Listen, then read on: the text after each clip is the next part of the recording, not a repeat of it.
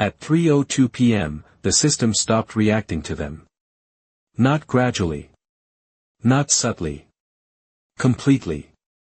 For the first time since they had begun tracking it, adjusting it, influencing it, and believing they understood it, every input they made produced no meaningful change.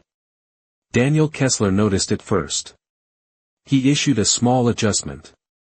One he had executed dozens of times before. Precise. Measured. Aligned with the structure he now knew better than he trusted anything else in the room. The system acknowledged the input. Then did nothing. Daniel frowned slightly. Run it again. The technician re-executed the command. Same parameters. Same conditions. Same expected response. Again, the system acknowledged. Again, nothing changed. The analyst leaned forward. That's not possible. Daniel did not answer. Because he was already moving to the next test. A different pathway. A different convergence. A different structure. This time, a slightly more aggressive input. Still controlled. Still deliberate. Still based on everything he had learned from the map. The system acknowledged. And again, nothing changed. Silence filled the control room. Not confusion. Not panic. Something worse. Absence. Because what they were experiencing was not resistance. Not failure. Not error. It was indifference. Across the world, Eleanor Hayes felt it before she saw it. She stepped toward the board. Her hand hovered near the map. She did not touch it. She did not need to. She spoke quietly. It stopped responding. Michael Carter looked at her. You can tell. Eleanor nodded. Yes. Pause. Not because it's resisting. Pause. Because it's no longer reacting to us. The difference mattered. More than anything they had learned so far. Back in the control room, the technician spoke again. Inputs are registering. The analyst added, but they're not influencing outcome. Daniel remained still. Watching. Processing.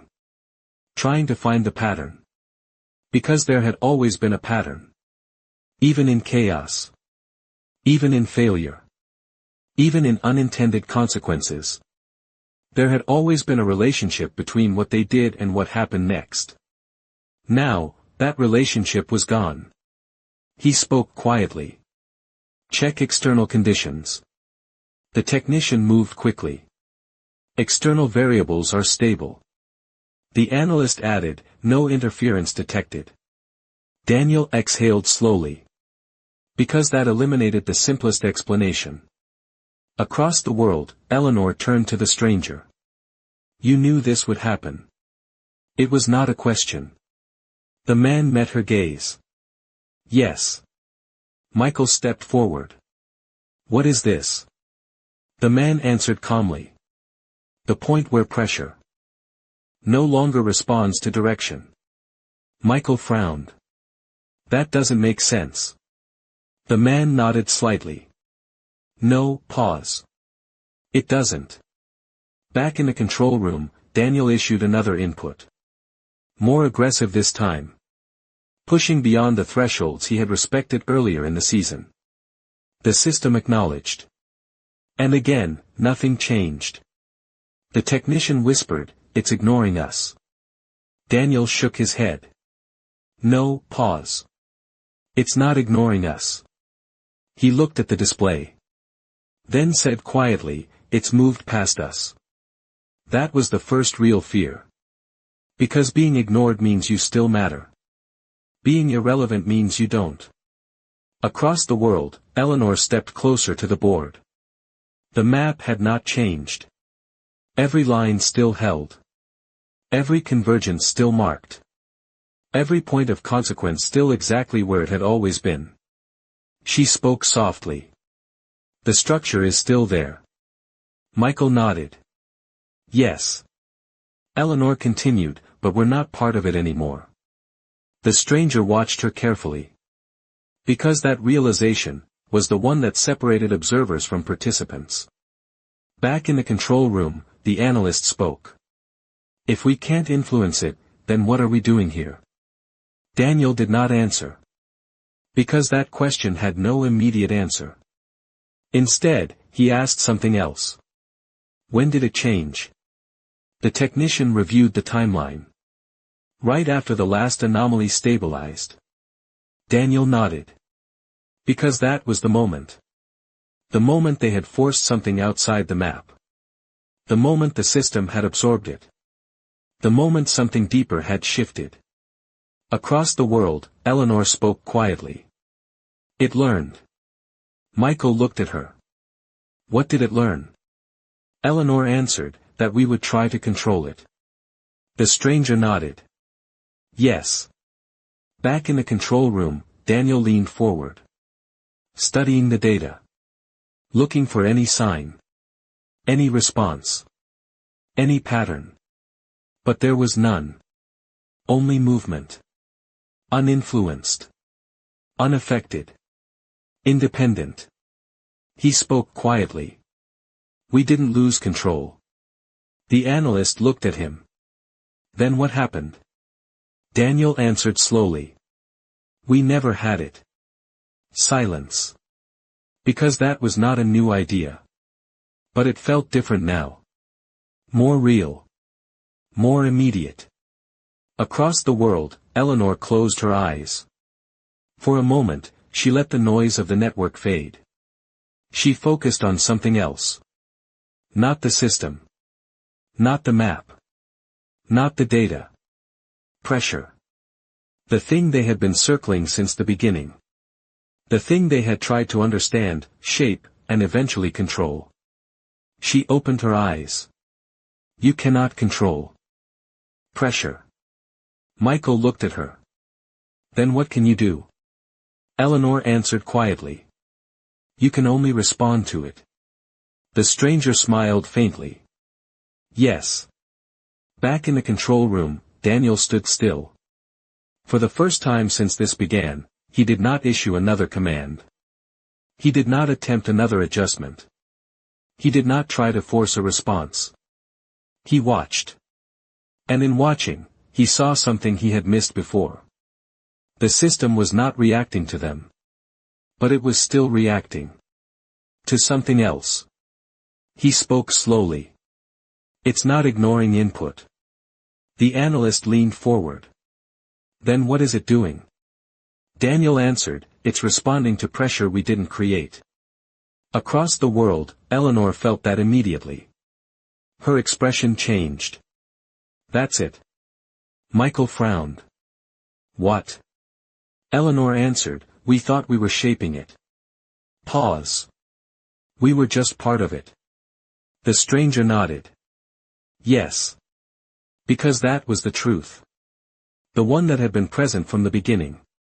The one they had resisted. The one they had tried to outgrow.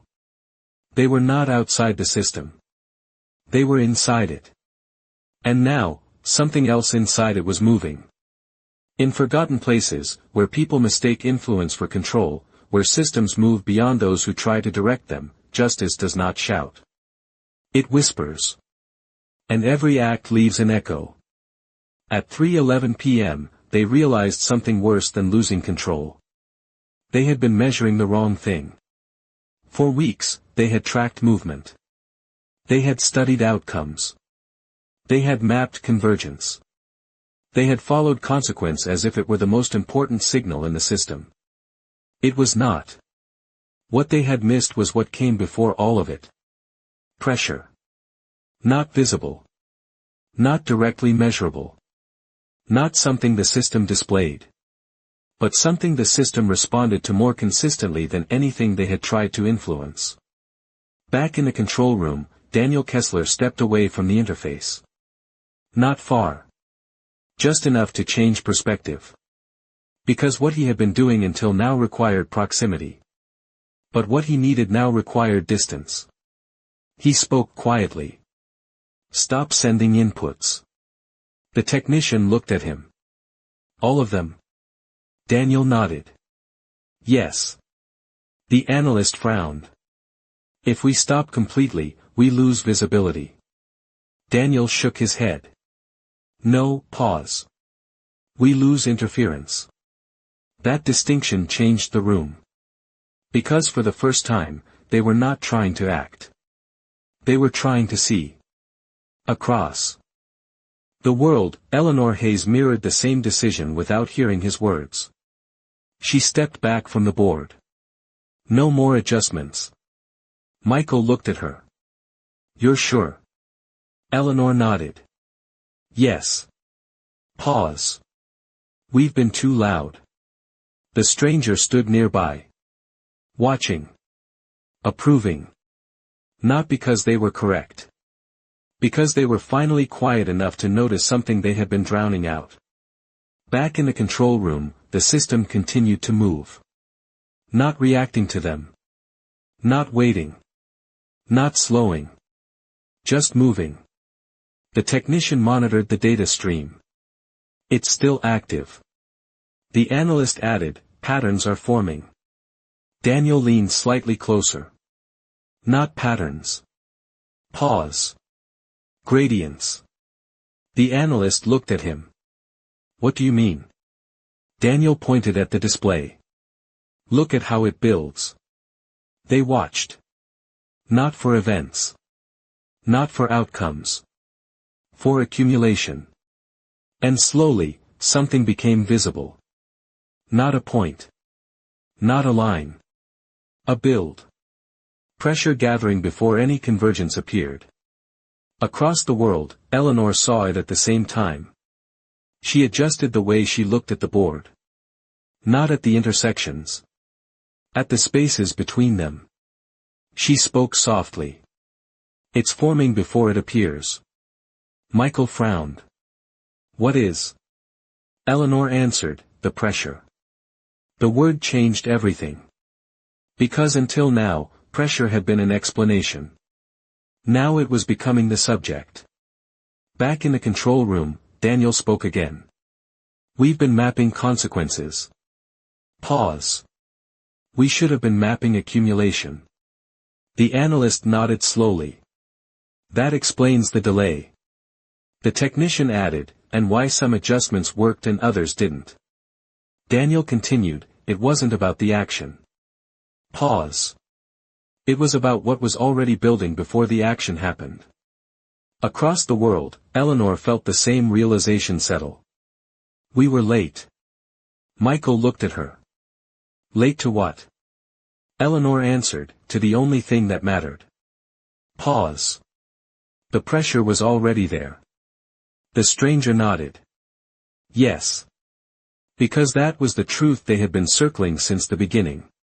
The system did not react to decisions. It reacted to pressure. And pressure did not begin when they noticed it. It began long before. Back in the control room, the technician spoke. There's something else. Daniel looked up. What? The technician adjusted the display. Highlighting areas of accumulation. Clusters. Gradual increases. Not aligned with the map. Not matching previous patterns. The analyst leaned forward. That's new.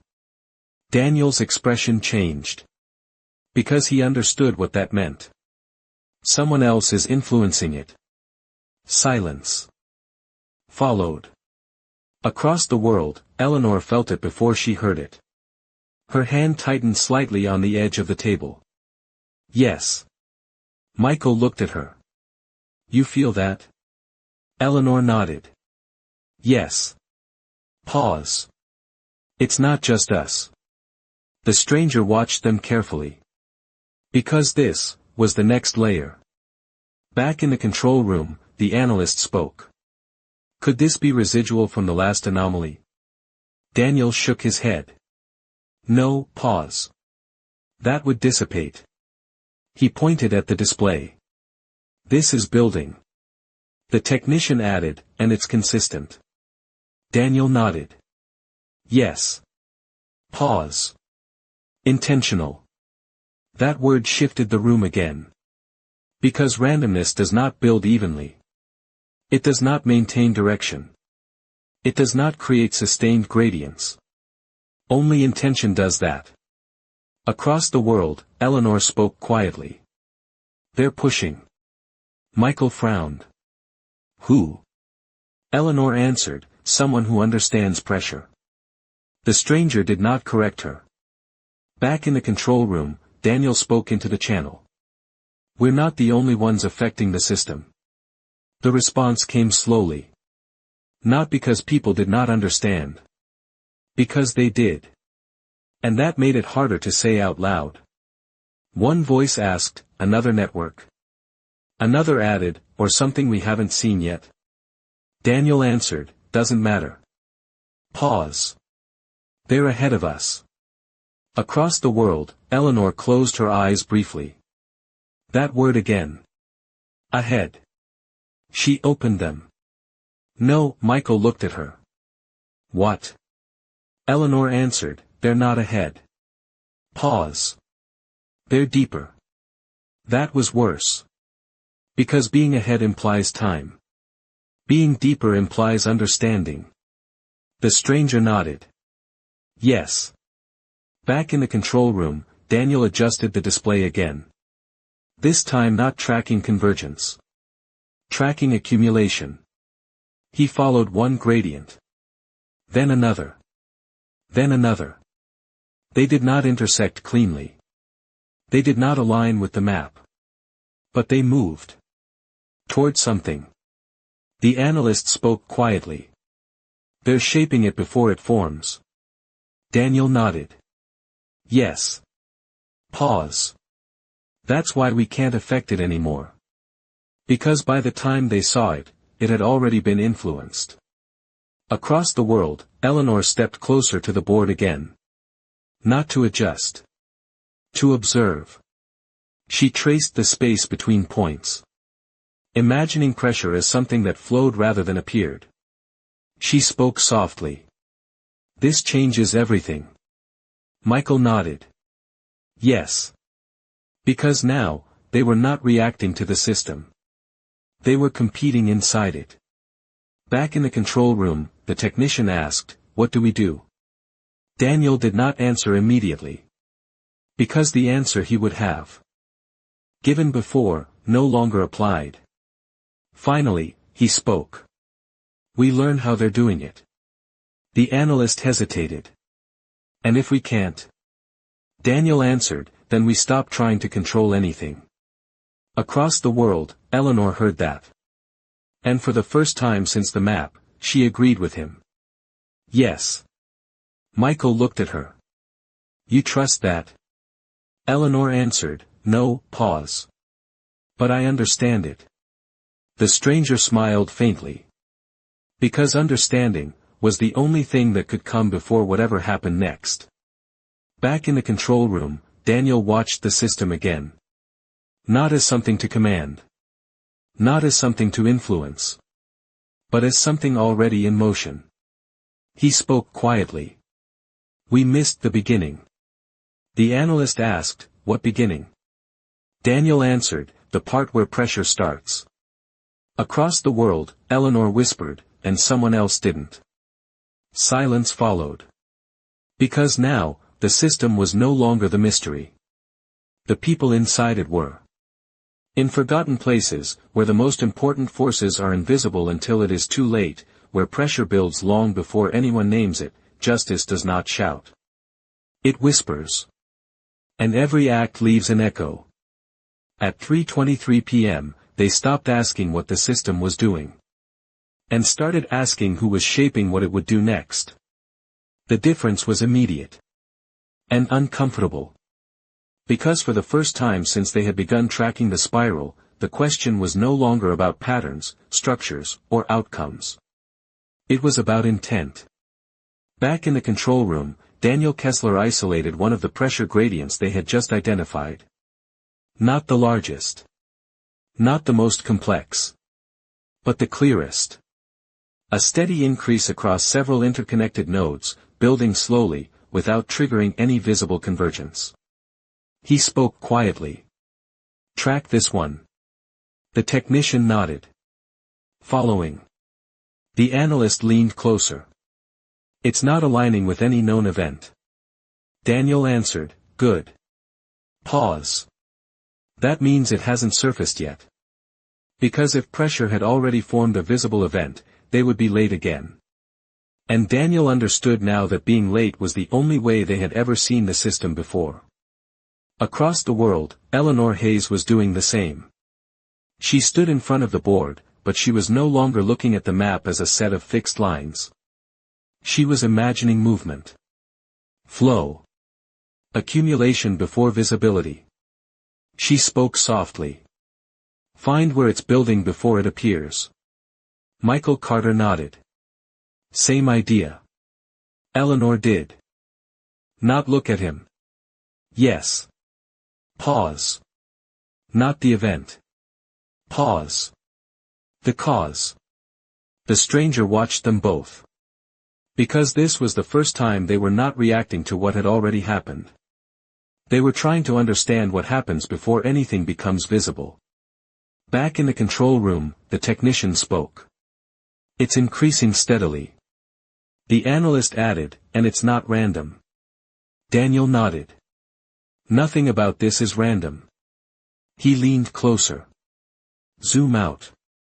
The display expanded. The gradient extended further than they expected. Not just across a few nodes. Across an entire region. Slow. Consistent. Directed. The analyst's voice dropped. "That's coordinated." Daniel did not respond immediately. Because he was following something deeper. He spoke quietly. "Check timing." The technician pulled the data. "It started 40 minutes ago." Daniel nodded. "Before the last anomaly fully stabilized." The analyst looked at him. "So they started building before we stopped reacting." Daniel answered, "Yes." Pause. "They didn't wait for the system." Across the world, Eleanor felt that instantly. She spoke softly. "They're not responding." Michael looked at her. "What are they doing?" Eleanor answered, "They're preparing." The word landed heavily. Because preparation meant foresight. Not reaction. Not adaptation. Something else.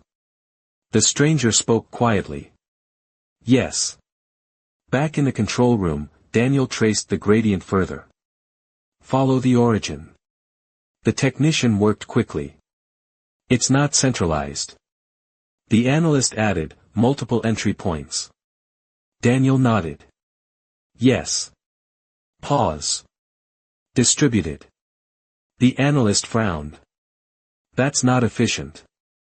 Daniel answered, "It's not supposed to be." Pause.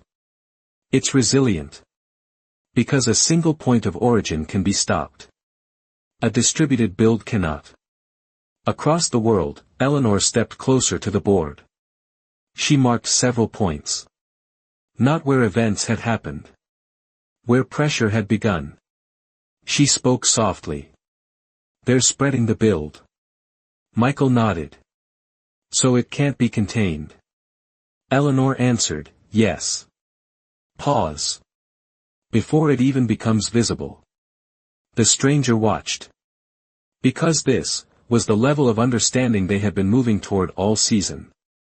Back in the control room, Daniel spoke into the channel. "There's shaping pressure before it forms structure." Silence followed. Because that sentence changed the scale of the problem. One voice asked, "How?" Another added, "Who has that level of access?" Daniel answered, "Not access." Pause. Awareness. Across the world, Eleanor nodded slowly. "Yes." Because this was not about control systems. Not about interfaces. Not about data. This was about knowing where pressure would form before anyone else could see it. Michael asked quietly, "Like the map?" Eleanor shook her head. "No." Pause. Before the map. That was the difference. The map showed where consequence gathered. But this was about knowing where pressure began. Back in the control room, the technician spoke again. There's a pattern in the distribution. Daniel looked up. What kind of pattern? The technician hesitated. Not structural. The analyst leaned closer. Then what? The technician answered, behavioral. Silence followed. Because systems follow structure. People follow behavior. Daniel's expression changed. Show me. The display shifted. Highlighting sequences of build. Not based on location. Not based on system type. Based on timing. Intervals. Repetition. Choice.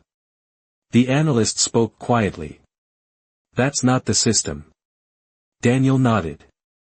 No, pause. That's people.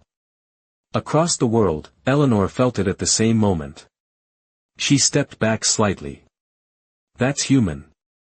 Michael looked at her. You're sure? Eleanor nodded. Yes. Pause. It's too irregular to be system-driven. Pause. And too consistent to be random. The stranger smiled faintly. Yes. Back in the control room, Daniel traced the pattern further. They're making small decisions. The analyst frowned. What kind of decisions? Daniel answered, not enough to trigger a response. Pause. But enough to build pressure. The technician added, and they're spacing them out. Daniel nodded. Yes. Pause. So it doesn't look like a pattern. Across the world, Eleanor spoke softly.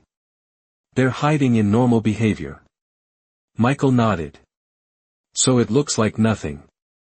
Eleanor answered, yes. Pause. Until it becomes something. Back in the control room, the analyst leaned back slightly. That's deliberate. Daniel nodded. Yes. Pause. Carefully deliberate. The technician asked, how many people would it take to do this? Daniel answered, not many. Pause. Just enough. Across the world, Eleanor closed her eyes briefly. Then opened them. They're not trying to control the system. Michael looked at her. What are they trying to do? Eleanor answered, they're shaping what the system will respond to. The stranger nodded. Yes. Because that was the deeper layer. Not control. Not influence. Preparation. Back in the control room, Daniel spoke quietly. They're not ahead of us. The analyst looked at him. Then what are they? Daniel answered, they're earlier. That was worse. Because being earlier meant they were already inside the part of the system no one else had learned to see. Across the world, Eleanor whispered, they're inside the pressure. Silence followed. Because now, the system was no longer the center of the problem. The people shaping it were. Back in the control room, the technician asked, what do we do? Daniel did not answer immediately. Because every instinct he had developed so far, told him to act. To intervene. To respond. But now, he understood something different. He spoke slowly. If we move now, the analyst finished, we join them. Daniel nodded. Yes. Across the world, Eleanor said the same thing. If we try to counter it, Michael finished, we become part of it. Eleanor nodded. Yes. The stranger watched them. Because this was the threshold. The point where understanding no longer leads to action. It leads to restraint. Back in the control room, Daniel stepped back again. Further this time. We wait. The technician hesitated. For what? Daniel answered, for it to reveal itself. Across the world, Eleanor nodded. Yes. Because pressure, when left alone, always does. In forgotten places, where the most powerful actions are the ones no one sees, where small choices accumulate into unavoidable consequence, justice does not shout. It whispers. And every act leaves an echo. At 3:37 p.m., they chose not to act. And that choice changed everything. Not because the system reacted, but because the people inside it did. Back in the control room, Daniel Kessler stepped away from the interface and did something that had become unfamiliar. He stopped. No commands. No adjustments. No attempts to get ahead. He simply watched. The technician looked at him. "You're serious?" Daniel nodded. "Yes." The analyst asked, "We just let it build?" Daniel answered, "We observe." Pause. "We don't interfere." The words felt wrong in the room. Not because they were incorrect. Because they went against everything they had trained themselves to do. Across the world, Eleanor Hayes made the same decision. She stepped back from the board and placed the chalk down. No more input. Michael Carter looked at her. "That feels like giving up." Eleanor shook her head. "No, pause. It's the first time we're not making it worse." The stranger stood near the doorway. Watching. Because restraint was the hardest lesson of all. Back in the control room, the system continued moving. Pressure gradients increased. Small shifts accumulated. Signals adjusted. Everything was happening, without them. The technician monitored the data. "It's accelerating." The analyst added, "And it's still below threshold." Daniel nodded. "Yes." Pause. "That's the point. Because whoever was shaping the pressure knew exactly how far to go. Not enough to trigger a system-level response. Not enough to be detected by conventional monitoring. Just enough to build." Across the world, Eleanor spoke quietly. "They're patient." Michael nodded. "Yes." Pause. "More patient than we were." Eleanor added, "They don't need to rush." Pause. "They're not reacting." The stranger nodded. "Yes. Because reaction always comes with noise. And noise reveals intent." Back in the control room, the analyst leaned forward. "If we wait too long," Daniel finished, "we lose the window." The analyst nodded. "Yes." Daniel did not respond immediately. Because the word window no longer meant what it used to. Before, it meant opportunity. Now, it meant something else. A point where action might still matter. He spoke slowly. "What if there is no window?" Silence followed. Because that possibility had not been considered. Across the world, Eleanor felt it too. She spoke quietly. "They may not be creating a moment." Michael frowned. "What do you mean?" Eleanor answered, "They may be creating inevitability." That was different. Because a moment can be changed. Inevitability cannot. Back in the control room, the technician spoke again. "The gradients are connecting." Daniel looked up. "Show me." The display shifted. Multiple small accumulations, separate before, now linking. Not directly. Not cleanly. But enough. The analyst's voice dropped. "That's new." Daniel nodded. "Yes." Pause. "They're letting it converge naturally. Because forced convergence creates visible events. Natural convergence looks like coincidence." Across the world, Eleanor stepped closer again. Not to intervene. To understand. They're not pushing toward an event. Michael looked at her. "Then what are they doing?" Eleanor answered, "They're letting the system complete it." The stranger spoke softly. "Yes." Back in the control room, the technician asked, "When does it trigger?" Daniel shook his head. "It won't trigger. Pause. It will resolve. That distinction mattered. Because triggers are visible. Resolutions are not. Across the world, Eleanor spoke quietly. We won't see it coming. Michael asked, then how do we know when it happens? Eleanor answered, we won't. Pause. Not at first. Back in the control room, the analyst leaned back slightly. That means we're already late. Daniel nodded. Yes. Pause. Again. The technician asked, then why are we waiting? Daniel did not answer immediately. Because that question had no clean answer. Finally, he spoke. Because acting now makes us predictable. The analyst frowned. And waiting doesn't. Daniel answered, waiting makes us invisible. Across the world, Eleanor said the same thing. If we act, Michael finished, they adjust. Eleanor nodded. Yes. Pause. If we wait, Michael continued, they reveal. The stranger smiled faintly. Because they were finally asking the right question. Not how to act. But when. Back in the control room, the system continued building. Gradually. Quietly. The technician spoke again. It's getting close. Daniel asked, to what? The technician hesitated. I don't know. The analyst added, that's the problem. Because without a clear event, there was no clear decision point. Across the world, Eleanor whispered, this is different. Michael nodded. Yes. Eleanor continued, this isn't about stopping something. Pause. It's about understanding what they're creating.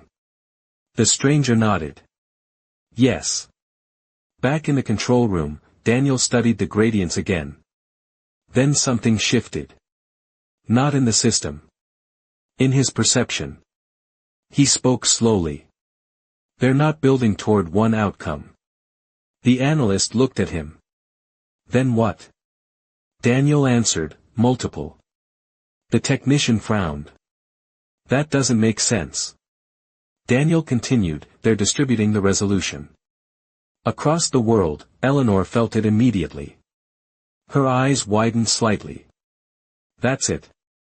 Michael looked at her. What? Eleanor answered, they're spreading the result. Pause. So no single point carries the consequence. That was worse. Because concentrated events can be identified. Distributed ones cannot. Back in the control room, the analyst spoke quietly. That means we can't contain it. Daniel nodded. Yes. Pause. Because there's nothing to contain. The technician added, it's everywhere. Daniel answered, no, pause. It's subtle. Across the world, Eleanor spoke softly. They're rewriting the outcome. Michael frowned. How? Eleanor answered, by making it too small to notice. The stranger nodded. Yes. Because the most effective changes are the ones no one sees. Back in the control room, the technician asked, do we still wait? Daniel looked at the system. Then answered quietly. Yes. The analyst looked at him. Even now? Daniel nodded. Yes. Pause. Because now we're about to learn something. Across the world, Eleanor said the same. We wait. Michael exhaled slowly. Then we watch it happen. Eleanor nodded. Yes. The stranger remained still. Because what was coming next, could not be stopped. Only understood. Back in the control room, the system reached a threshold. Not a visible one. Not a clear one. But enough. The gradients connected fully. The build completed. And then, nothing obvious happened. The technician frowned. That's it? The analyst leaned forward. I don't see anything. Daniel remained still. Because he understood. That's the event. Across the world, Eleanor whispered, it already happened. Michael looked at her. But nothing changed. Eleanor answered, no, pause. Everything did. The stranger spoke quietly. Yes. Because the most powerful outcomes do not announce themselves. In forgotten places, where the absence of visible change hides the most significant shifts, where waiting becomes the most dangerous decision, justice does not shout. It whispers. And every act leaves an echo. At 3:49 p.m., the system completed an event no one could point to. There was no spike. No alarm. No visible disruption. Nothing in the control room crossed the kind of threshold that would have triggered urgency in any ordinary network, in any ordinary city, on any ordinary day. And yet something had already changed.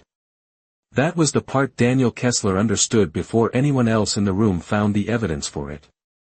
Not because he was ahead. Because he had finally learned what to fear. The technician was the first to speak, but his voice lacked conviction. I don't see anything. The analyst leaned closer to the display. Check again. The technician moved through every visible layer. Routing stability. Energy balance. Signal integrity. Traffic synchronization. Emergency relay timing. Nothing appeared out of tolerance. Nothing flashed. Nothing demanded attention. The system looked almost unnervingly calm, as if all the pressure they had been tracking for hours had resolved itself without a mark. It's clean, the technician said. That word should have been reassuring. It wasn't. Daniel kept his eyes on the display and felt the shape of the problem before he could articulate it. He had learned too much over the last 2 episodes to trust calm at face value. He had watched perfect decisions spread harm. He had watched inaction become a kind of input. He had watched hidden groups shape pressure before the system revealed it. If nothing visible had happened, that did not mean nothing had changed. It might mean the change had moved below visibility. He spoke quietly. Look at the baseline. The analyst turned toward him. The baseline of what? Everything. The word changed the room. Because they had been looking for events. Daniel was asking them to look for condition. The technician pulled up comparison layers and overlaid the current state against older reference states. Not against anomalies. Not against yesterday's stress points. Against normal operation. Against what the system had looked like before the spiral changed, before the map, before the hidden shaping of pressure, before the point where every decision began carrying a cost larger than itself. At first, no one saw it. Then the analyst leaned closer. His voice dropped. That's shifted. The technician frowned. Where? The analyst did not point at one place. He pointed everywhere. Tiny differences appeared across the network. Routing tolerances slightly narrower. Load balancing thresholds adjusted by fractions. Communication timing windows subtly reduced. Emergency coordination triggers positioned just a little closer to activation. Nothing dramatic. Nothing anyone would notice in isolation. But taken together, the pattern was impossible to ignore. Daniel exhaled slowly. They didn't create an event, he said.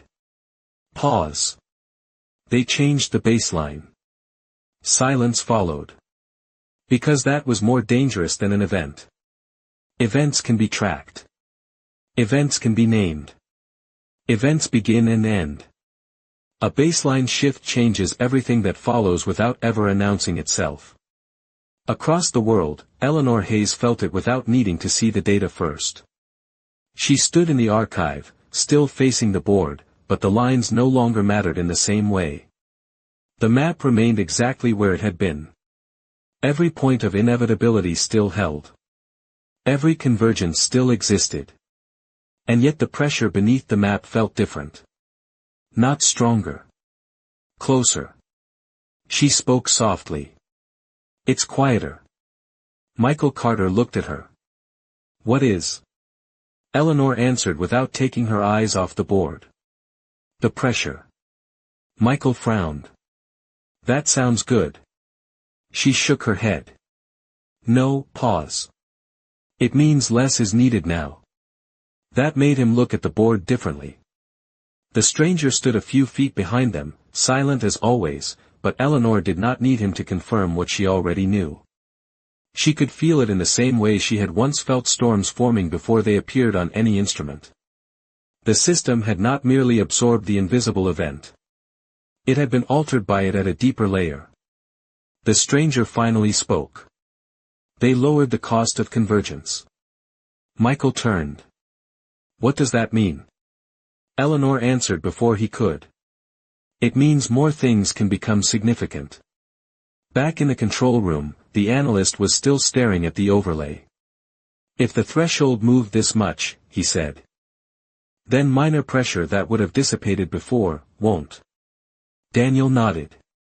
Yes.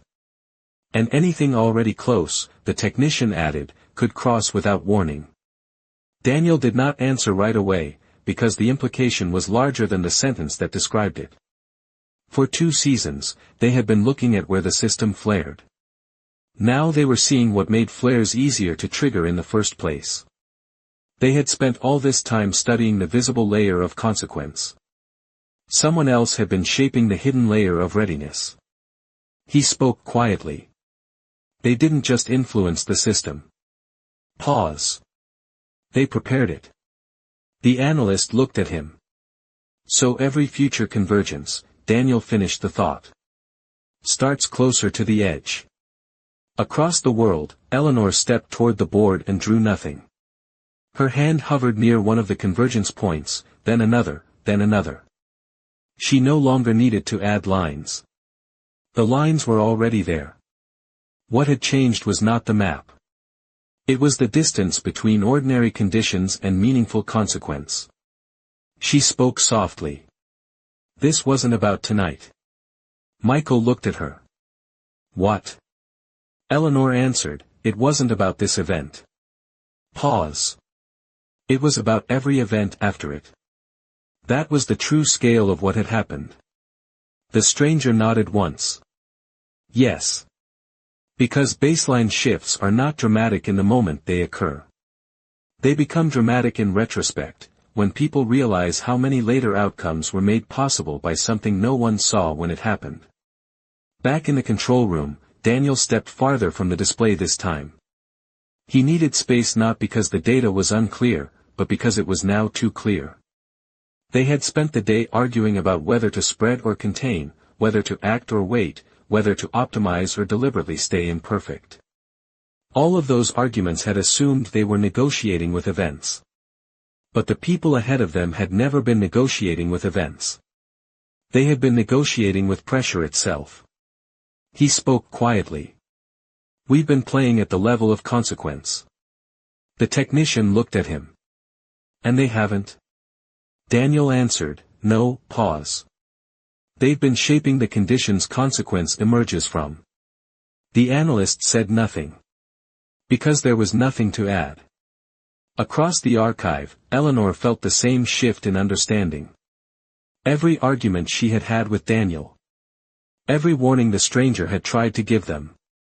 Every time they thought they were finally seeing deeply enough. All of it had still been happening one layer too high. She turned toward the stranger. This is what you meant. It was not a question. He met her gaze. Yes. Michael stepped forward. When you said we couldn't control pressure. The stranger nodded. Yes. Michael shook his head. Then what can anyone do? For a long moment, the man said nothing. Then he answered in the same calm tone he had used every time the truth became too heavy for anyone else in the room. You do not control pressure, he said. You recognize the conditions that let it decide. The words settled differently this time. Because now they had evidence. Back in the control room, the technician brought up a new projection. Not of an event. Not of a convergence. A sensitivity model. He adjusted a tiny variable and watched how many potential pathways now moved from stable to active. The number changed too quickly. The analyst stared. That's impossible. Daniel looked at the same projection and understood exactly why it felt impossible. Not because the mathematics were wrong. Because the world still looked normal. Outside the control room, people were driving home. Elevators were moving. Freight was loading. Lights were coming on in offices and kitchens and train stations. The visible world had not changed enough to justify what the system was now capable of. And yet the structure underneath it had. He spoke quietly. This is how it happens. The technician turned. How what happens? Daniel answered, how a system becomes unstable without looking unstable. Across the world, Eleanor whispered nearly the same sentence. This is how it hides. Michael looked at her. What hides? She answered, the next phase. Because now the danger would not announce itself through large anomalies. It would arrive through ordinary things carrying more consequence than they used to. A delayed truck. A mistimed signal. A quiet rebalancing of local energy demand. A decision that once would have meant nothing. Now all of them sat closer to the edge. The stranger looked at the board, then at Eleanor. This is where most people lose the story, he said. Michael frowned. What story? The one where they believe danger announces itself honestly. That line held the room. Because he was right. People know how to fear storms, collapses, alarms, headlines, visible breaks in the surface of life. They do not know how to fear a lower threshold. They do not know how to fear a world in which more ordinary things can tip into consequence without warning. Back in the control room, Daniel issued no commands. For the first time all day, he understood that action would not help him learn more than stillness already had. The system was moving on a prepared field now. Any attempt to change it immediately would only teach him less than careful observation. The analyst looked at him. What do we do now? Daniel answered slowly. We stop asking how to control the next event. Pause. We start asking who changed what makes events possible. That was the real question. Not what happened. Not even why this particular hidden event had completed the way it had. Who had learned to shape conditions at this depth? Across the world, Eleanor spoke the answer to the same question in a different form. This isn't about the map anymore. Michael nodded. No, Eleanor continued, it's about who learned to work below it. The stranger smiled faintly. For the first time in a while, it was not the smile of someone confirming a warning. It was the smile of someone seeing them finally arrive at the right question. Back in the control room, Daniel looked at the overlays again. The lowered threshold. The shifted baseline. The widened sensitivity of everything that would happen next. And then he understood the deepest mistake of the entire season. They had believed control was the central temptation. It wasn't. The real temptation was believing you were acting on the event that mattered, when the meaningful action had already taken place somewhere deeper, earlier, and more quietly than you had learned to see. He spoke softly, almost to himself. The event was never the event. The analyst looked at him. What? Daniel answered, the visible thing isn't where the change begins. Across the archive, Eleanor said the same truth in her own way. We were always looking too late. The stranger nodded. Yes. Because pressure does not become dangerous when it is visible. It becomes dangerous when someone learns how little is needed for it to matter. The room in Pine Ridge went quiet. So did the control room. In both places, the same understanding settled at once. The problem was not that they had failed to control the system. The problem was that someone else had never been trying to control events at all. They had been shaping the world in which events would become possible. And that meant the next phase would not be fought at the level of obvious disruption. It would be fought at the level of ordinary life. In forgotten places, where the smallest unseen shift changes everything that follows, where systems are altered before anyone has language for the change, justice does not shout. It whispers. And every act leaves an echo. You have been listening to whispers of reckoning. They thought the danger was the event.